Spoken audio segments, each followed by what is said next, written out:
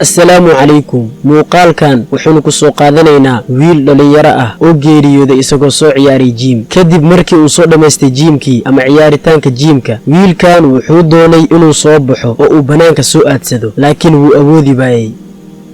kadib dhowr jeer markii uu ku noqnoqday jaranjaradan horteena ka muuqato isagoo jaranjarada dul fadhiyo ayuu dhulka soo dhacay oo uu soo garaangaray sida dhagax meel laga soo riday camal waa sida muuqaalka aan ku arki doono aan yara daawano muuqaalkan oo isu soo laaban doona insha Allah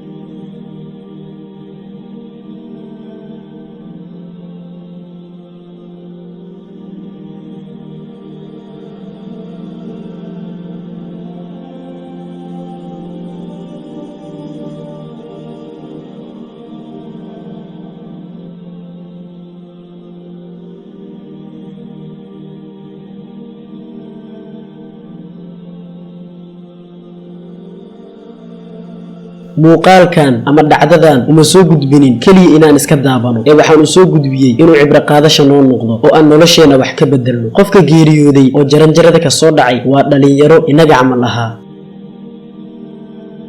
anigoo ku mashquulsan diyaarinta mowduuc muhiim ah aan u diyaarinayay inaan idin soo gudbiyo waxaan arkay muuqaalkan aan had idin soo gudbiyay oo iga yaabay runtii insha Allah mar dhow ayaan soo gelinayaa muuqaalkaas